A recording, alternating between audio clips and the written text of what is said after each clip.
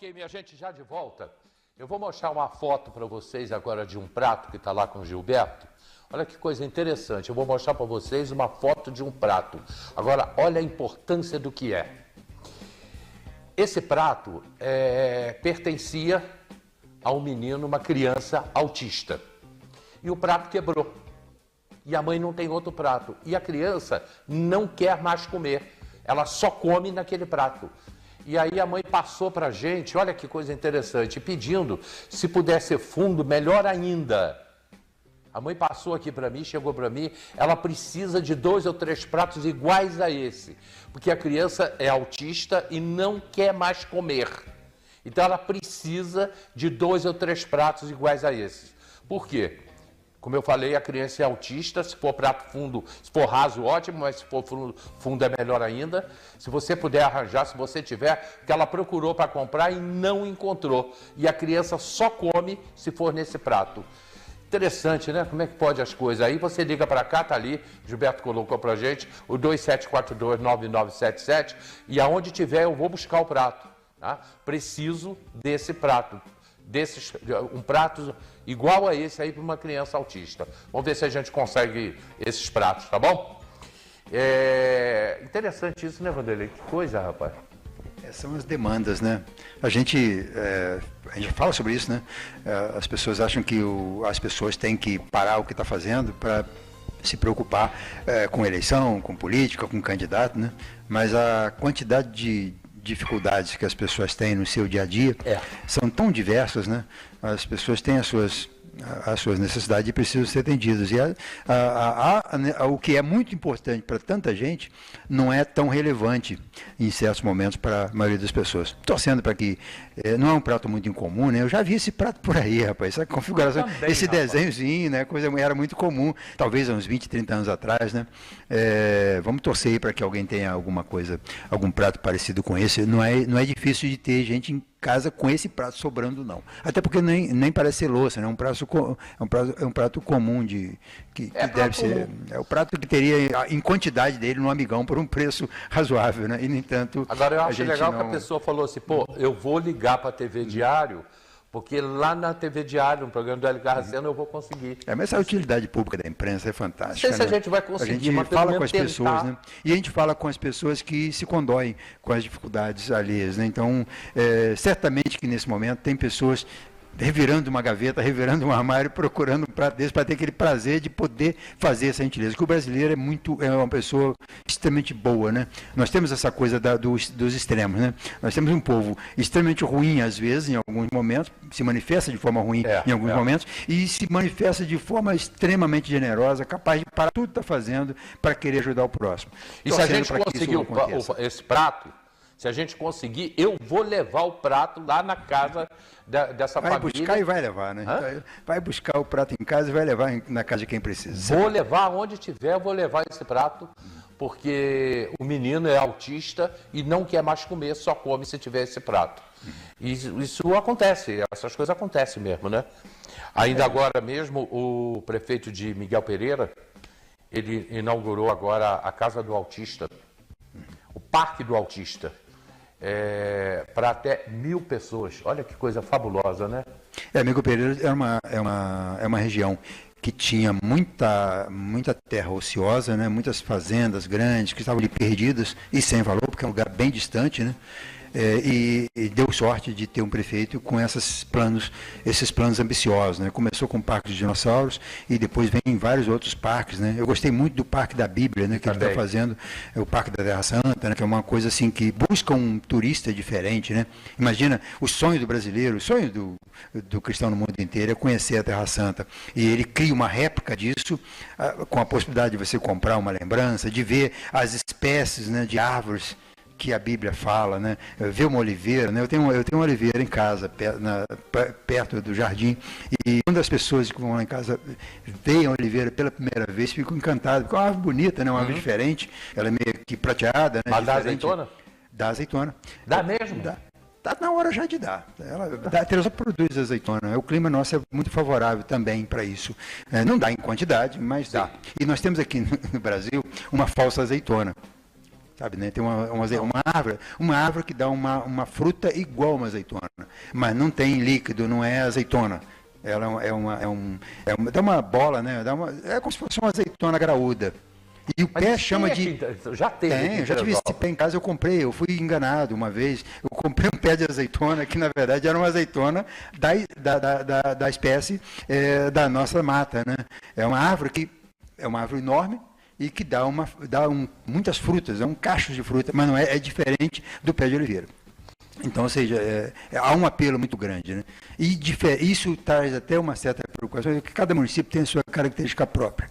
Você olha, Miguel Pereira, nessa condição de ter muitas terras devolutas, muitas terras largadas, propriedades sem grande valor, que dá para se fazer esses empreendimentos.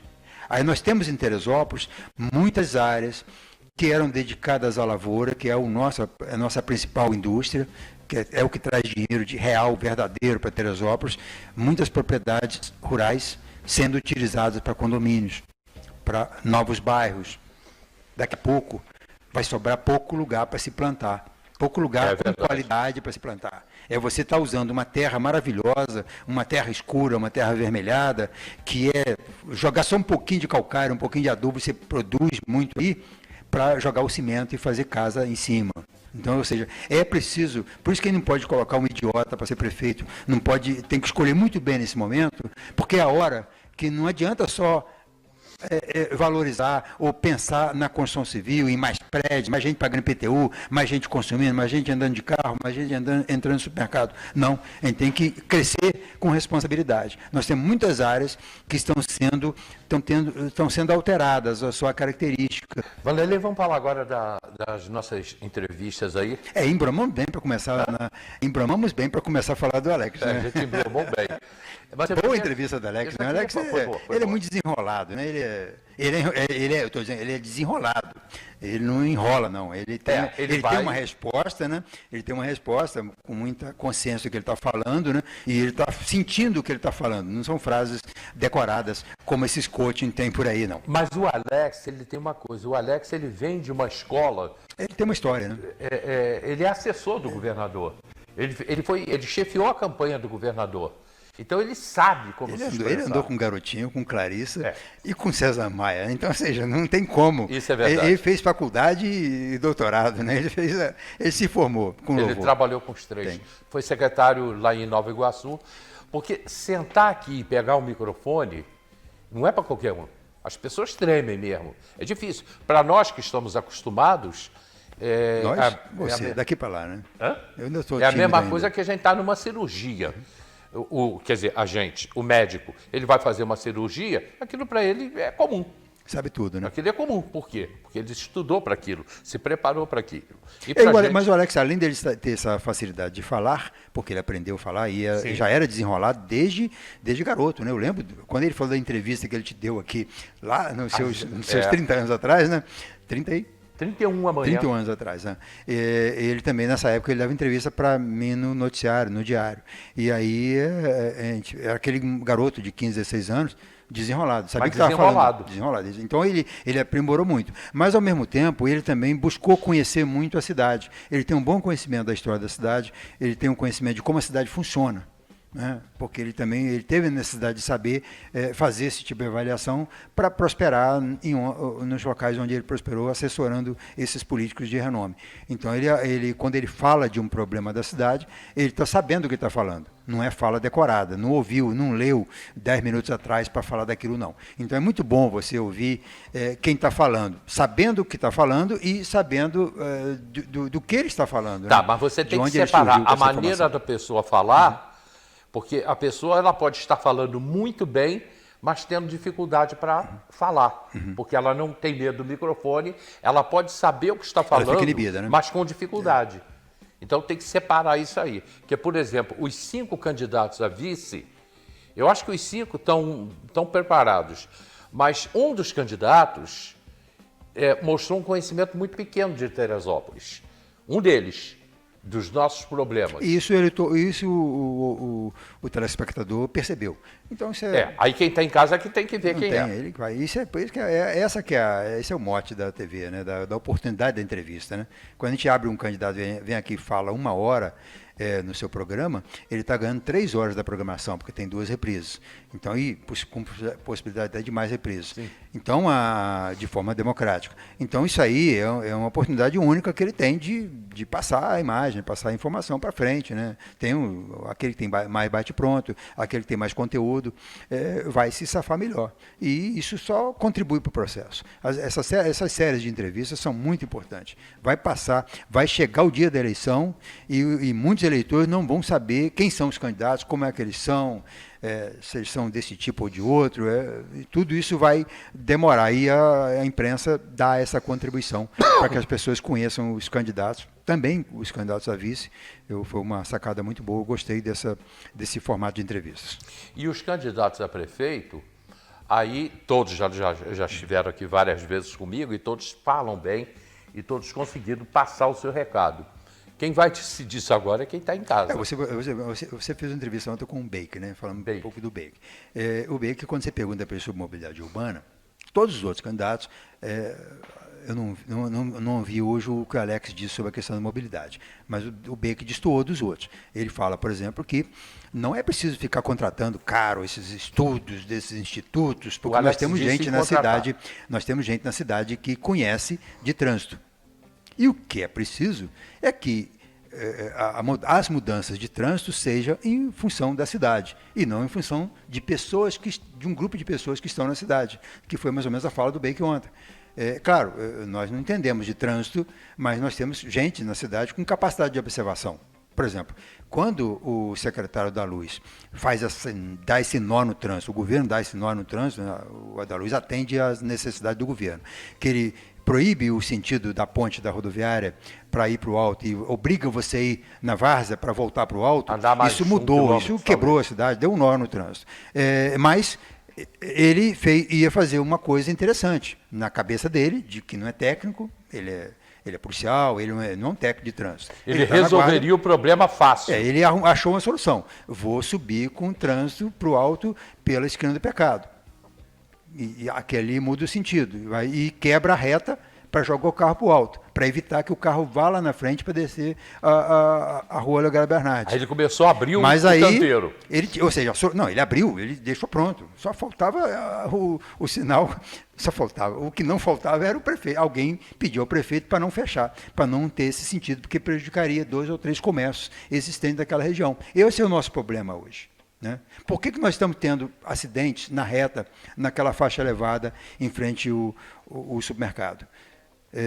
Porque aquilo não existe. E não há placa que informe. Porque aquilo por mais placa que se coloque naquela faixa elevada, aquilo vai ser um elemento estranho à reta. Não estamos falando da reta. Estou entendendo o teu modo de pensar. Você tem que ter. Nós vamos entrar na reta onde tem 10 quebra-molas, tem 10 faixas elevadas. Então, a ideia é que existem 10 faixas elevadas ao longo da reta. Mas você tem uma reta onde de madrugada, o cara com coco chapado, cocaína, cerveja na cabeça, ele vê uma reta para correr. Sinto muito. Se tivesse pardal de 50, não tinha esse problema. 2 ou 3 pardais, todo mundo sempre reclamou muito que quando tinha pardais na reta multando. Mas o pardal resolve. O pardal resolve. Que vai doer no bolso. E o pardal dói no bolso, ele pensa. E não é só a questão, o pardal tinha 2 ou 3. Você tinha um ali, você tinha um em frente à Casa de Portugal, você tinha um lá no final da reta, perto da Casa de Saúde.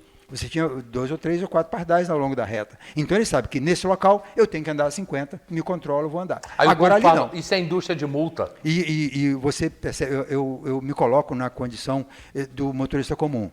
Você vem ao longo da reta, tranquilo, com problema na cabeça, pensando no que você vai fazer quando terminar aquela viagem.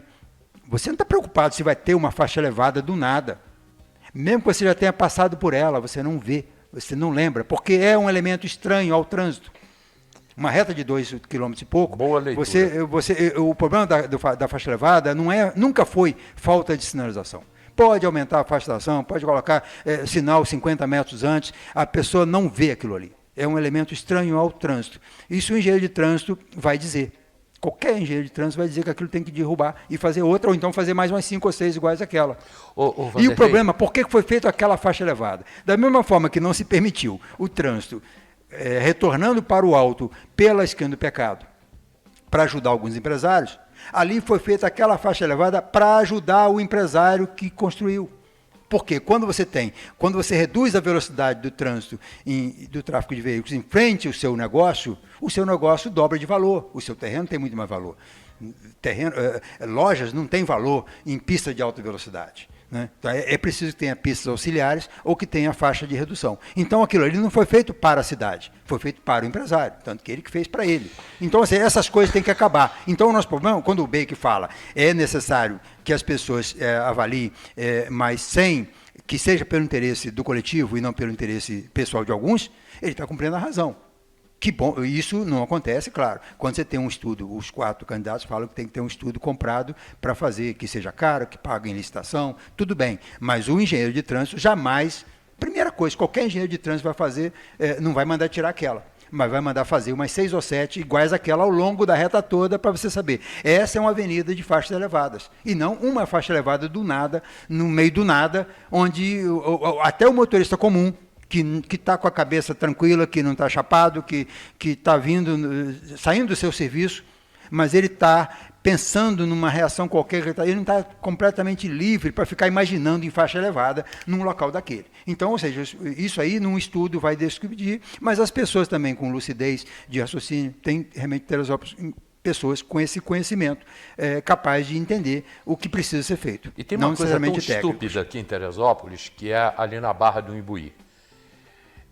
Quando você fecha a entrada da Doutor Oliveira, entrega a entrada da Doutor Oliveira para um supermercado e você joga todo o trânsito que vem de Petrópolis, ou que vai retornar, ou que vai entrar para a Barra do Imbuí, você joga naquela rua Manuel Dias, que é uma rua desse tamaninho. Não cabem 2 carros ali. E que toda hora está com um caminhão manobrando por ali, caminhão parado ali, isso fechando. É todo dia. Toda hora. Ali eram para ser 2 pistas, está cheio de carro parado ali. Normalmente o trânsito está sendo afunilado pela quantidade.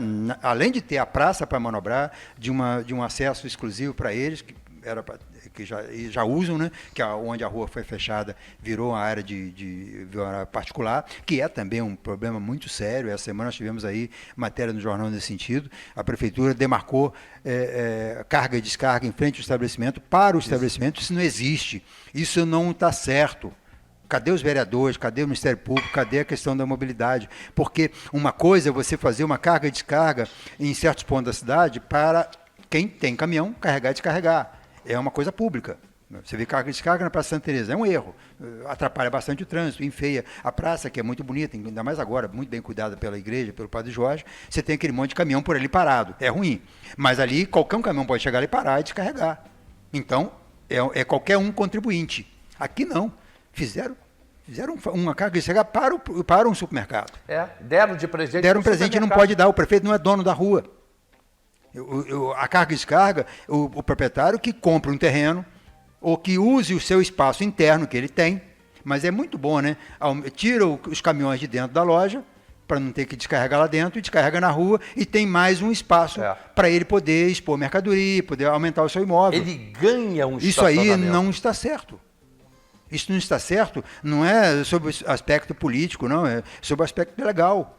Se você tem um vereador, cadê uma ação popular? Cadê uma denúncia mesmo, da Câmara ao Ministério Público com relação a esse abuso de poder? Cadê a Associação de Moradores da Barra do Imbuí? Cadê os moradores que dedicaram a metragem das suas calçadas para os pedestres e agora essa área está sendo usada para o caminhão? Porque isso aí, as pessoas, quando você compra um terreno, a calçada é sua, ela faz parte da metragem do seu terreno. Se o seu terreno tem 400 metros, aquele 1,5 metro, 2 metros de calçada ao longo da extensão da testada, aquele terreno é seu.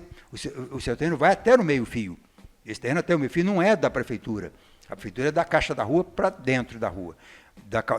Do meio-fio até o recuo é do proprietário. Né? Cadê o direito do proprietário que tem ali, que tem um edifício de luxo, vários edifícios ali, que agora tem um carga e descarga em frente ao prédio deles? Não é correto isso. Quanto vale a menos um apartamento num prédio daquele que agora tem um caminhão em frente? Um caminhão fazendo barulho às 6 horas da manhã. A qualquer momento. Né? Ou seja, essas coisas, a administração tem que funcionar pelo coletivo, pelo bem de todos, e não pelo bem de alguns. E está acontecendo muito em Teresópolis ultimamente.